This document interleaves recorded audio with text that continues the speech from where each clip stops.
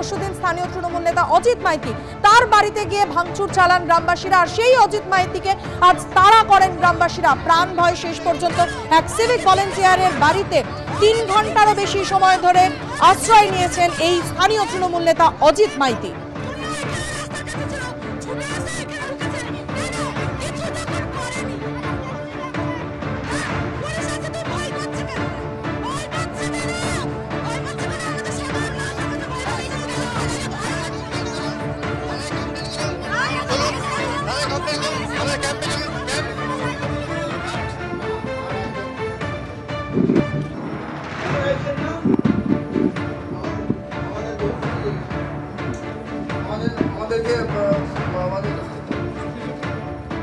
গ্রামের মহিলারা এবং ধাওয়া করলেন এবং তিনি একবার দেখতে পাচ্ছি ভেতরে কোনো রকমের 3 ঘন্টা অতিক্রান্ত গ্রামবাসীদের তাড়া খেয়ে পালাতে গিয়ে শেষ পর্যন্ত এক সিভিক ভলেন্টিয়ারের বাড়িতে আশ্রয় নেন স্থানীয় তৃণমূল নেতা অজিত মাইতি। ভুরি ভুরি অভিযোগ রয়েছে এই অজিত মাইতির বিরুদ্ধে গ্রামবাসীদের। রয়েছেন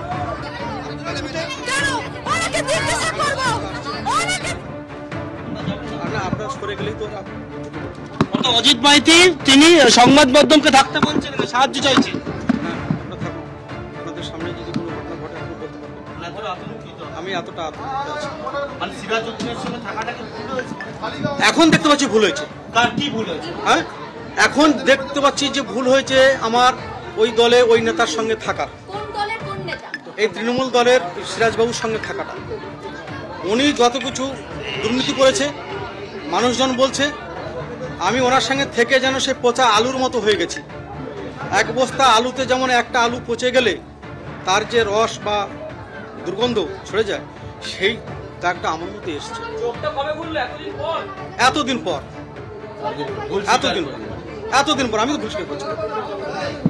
আপনি পচা আলু বলছেন, আর গতকাল তো অঞ্চল সভাপতি হিসেবে নির্বাচিত হলেন। আমি নির্বাচিত হলাম, তো আমি বলছি হলাম। দল যদি আগে জানতে পারত, এই দেখুন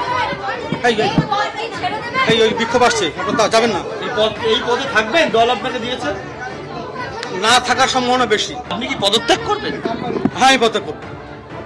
কেন? আমি পদত্যাগ করব। অজিত মাঝি পদত্যাগ করার ইচ্ছা প্রকাশ করছেন, সেই ইচ্ছা কথাকে যে মন্ত্রীদেরকে জানিয়েছেন? আমি জানাইনি এখনো পর্যন্ত।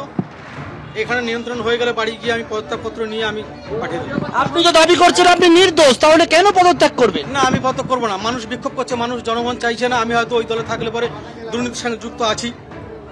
ওনারা বলতে চাইছে যে ওই সঙ্গে থাকা মানে দুর্নীতির সঙ্গে যুক্ত।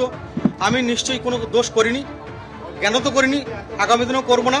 আমি নিজের থেকে আমি যে পদে থেকে আপনি বুঝতে পেরেছেন দুর্নীতিটা হচ্ছিল,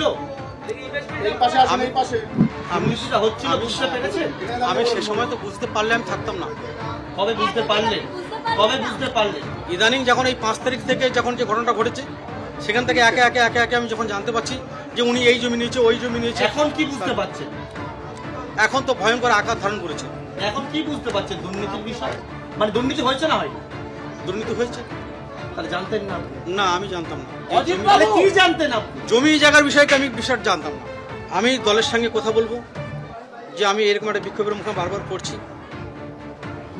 দল আমাকে দেখুক যে আমি কতটা কলঙ্কিত, কতটা দুর্নীতিগ্রস্ত, কতটা পরিষ্কার পরিচ্ছন্ন। যদি দল মনে করে যে না দুর্নীতিগ্রস্ত, আমাকে দল সরাসরি বলুক, আমি নিজের থেকে আমি রিজাইন দিয়ে দেবো।